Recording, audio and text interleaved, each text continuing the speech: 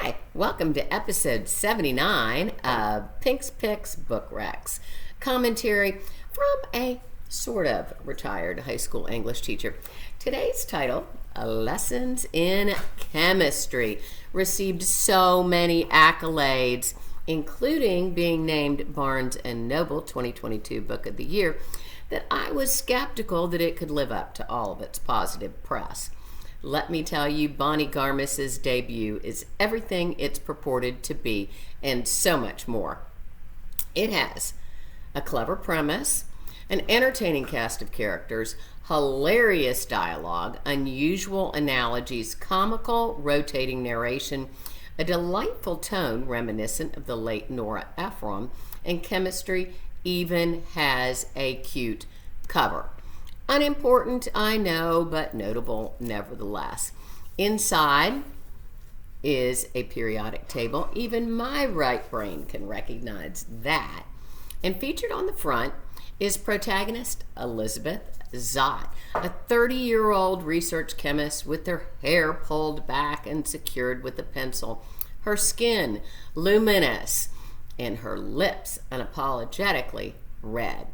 Unfortunately, her stunning looks and unconventional ideas are considered an impediment, a threat even, rather than an asset in the male-dominated science fields in the 1950s when equality was a real disappointment.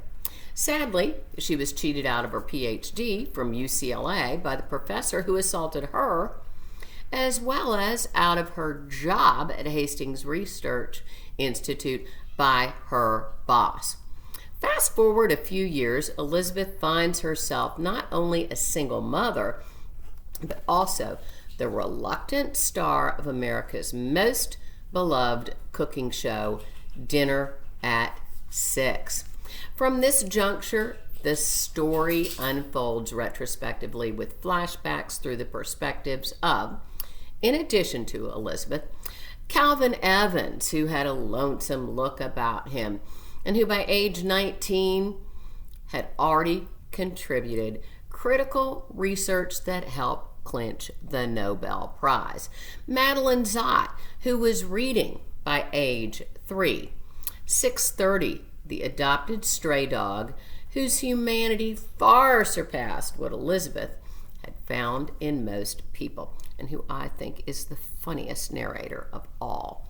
Walter Pine, Elizabeth Kindly, TV station boss, the Reverend Wakely, who Madeline serendipitously makes friends with at the library, and Harriet Sloane, the acerbic babysitter neighbor.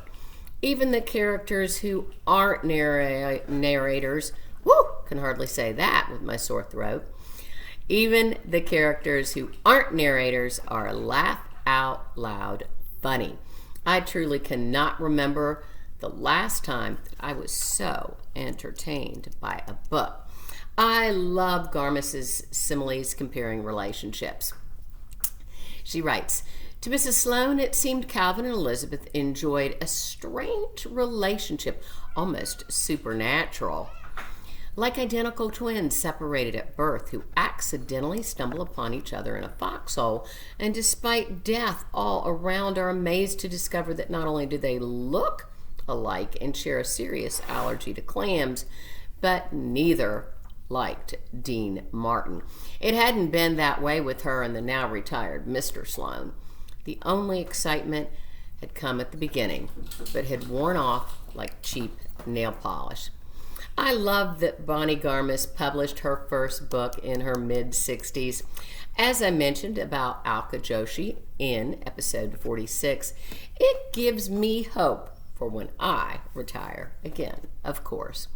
Goodreads ranked chemistry a rare 4.4 out of 5. Apple TV loved it so much they bought the rights. The show, starring Brie Larson and Louis Pullman, will debut in August. Author Claire Lombardo compared Elizabeth Zott to Beth Harmon from the Netflix hit series The Queen's Gambit. Adding to the accolades, I will give lessons in chemistry not only an A, but an A plus. Oh my goodness. Until next time, stay safe, make good choices, do your homework, and avoid senioritis, which several of my gems are now suffering from. Avoid it at all costs. Take care. Bye-bye.